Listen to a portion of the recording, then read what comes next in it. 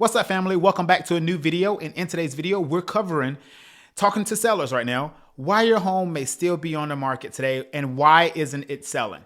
I want to talk to you about some of the things that I think could be the reason why it isn't moving the way you want it to. Without further ado, let's get into it.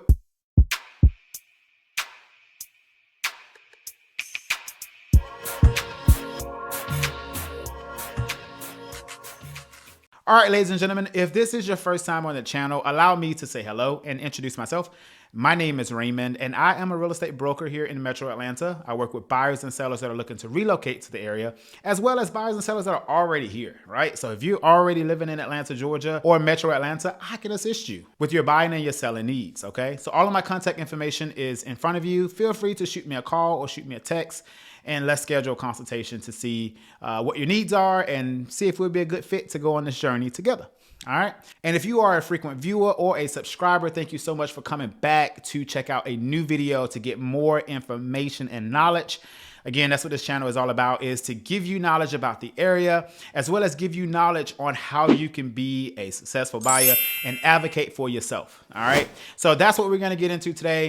Talking to sellers. Your home is sitting on the market and it is not moving. So in today's video, I want to give you 3 reasons very specifically why your home may still be on the market. Let's go ahead and jump into my first reason. The very first reason, in my opinion, is unrealistic expectations. I mean, flat out.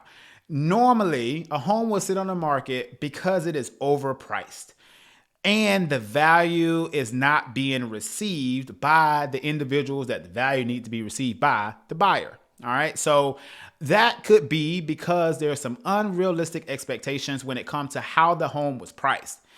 Number one point that I want to make clear to you as a seller, your listing should be a replication of what a buyer has paid for a comparable home, all right, within a specific close proximity to your home, less than a mile, within a short period of time, less than a year, from the time in which you are trying to sell your home. So essentially, a comparable home within 1 mile radius, within 1 year of your target sale date.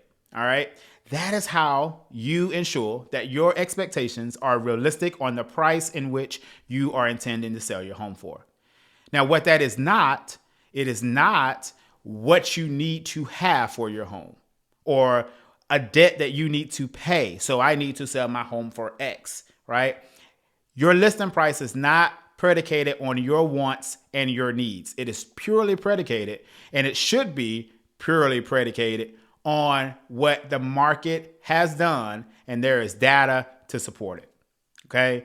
Now I know that sometimes that's a hard pill to swallow. All right. Which leads me into my second reason, which is a lot of sellers are not ready for the process. They're not ready to be flexible.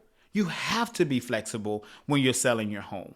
You have to understand that there are going to be variables that come up. There are going to be things to come up that you got to be able to roll with. All right. So not being ready, most sellers are not flexible enough.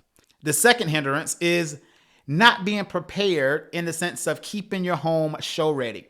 Keeping your home ready every day, making sure that if I give you a call at 12:35 and saying, hey, I have an agent that is like down the road and they would love to come over and take a look at your home. If you say, well, Raymond, I need 24 hours to get the house ready, that's not keeping yourself prepared. And then the third thing, which is the most detrimental of them all, all right, and that is not being ready to negotiate. Real estate is 100% purely negotiations. There is no defined way to structure a deal. There is no right or wrong way to structure a deal. So you as a seller need to be ready to negotiate. I've heard in my career sellers say, well, it will sit on the market for 50 months before I sell it for that price. And sometimes that price is the realistic comparable price that it should be priced at.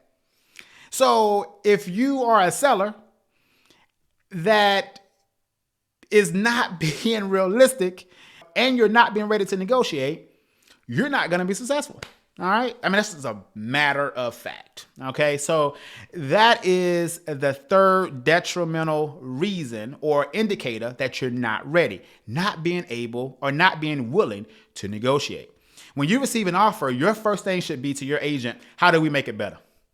What can we do to make it better? And you work that agent. That agent's responsibility is to negotiate for you. If they don't want to negotiate, if they don't want to make a deal work, they're not the right agent for you. They're not a right agent for anybody, because that is the job of real estate, is to negotiate. And I've been in situations where representing a buyer, working with an unnegotiable, unready seller. It literally happened a few weeks ago for one of my clients. We ran into an appraisal issue. We're talking about a big deficiency.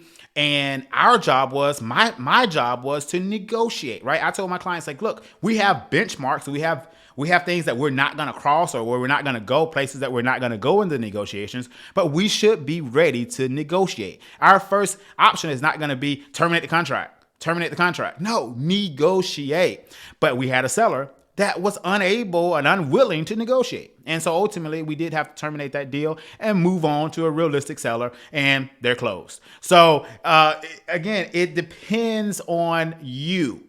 Don't get in your own way. Don't not be prepared and then have your home on the market. Those things do not go together. So let's talk about the last reason why I think your home may not be selling. And that is not having the right real estate agent or realtor. This is not an attack on agents that are not me. This is essentially the type of characteristics that you do not want to have in the agent that's representing you and representing the listing and representing and being a part of that negotiations. And that's going to be an agent who's only going to tell you what you want to hear. That's exactly what I said. You do not need an agent that's going to only tell you what you want to hear. You need an agent that's going to always tell you what you need to hear, okay? In the sense of, from a professional standpoint. When you go to the doctor, you're expecting the doctor to tell you exactly what you need to know about your condition. No, I want you to tell me what's wrong with me, and I want you to give me a cure, and I want you to fix me. That is the way I run my business, and I think that every realtor should run their business that way, because that is what you, the client, is wanting. You come to an expert for them to be the expert. If I got to train you on how to be an agent and how to practice real estate, why am I paying you? And sometimes agents slip through the cracks. They get the listing, but they're not objective. They're not actually there providing the service of an actual professional telling you, no, the data doesn't say that. No, the data does not support your decision. No, you're being unrealistic.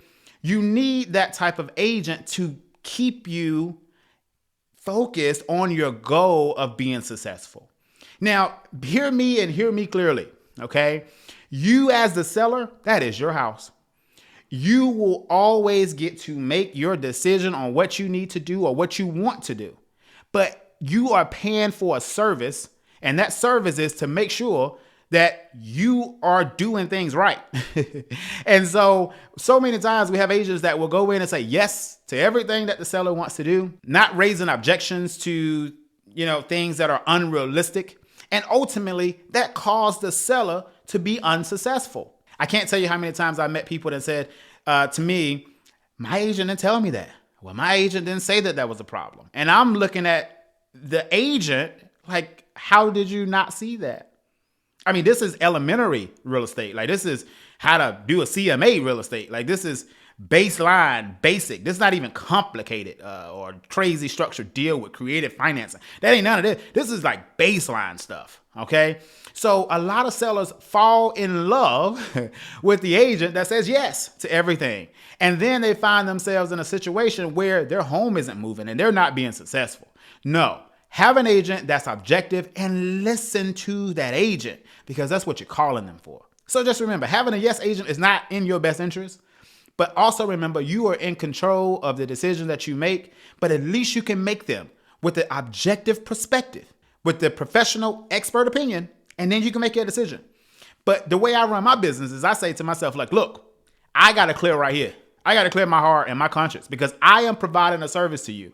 So if I don't say these things, if I don't caution you of these things, then I can't go to sleep at night knowing I did my very best as your agent. right? And so that's the type of agent that I feel you should want to work with, okay?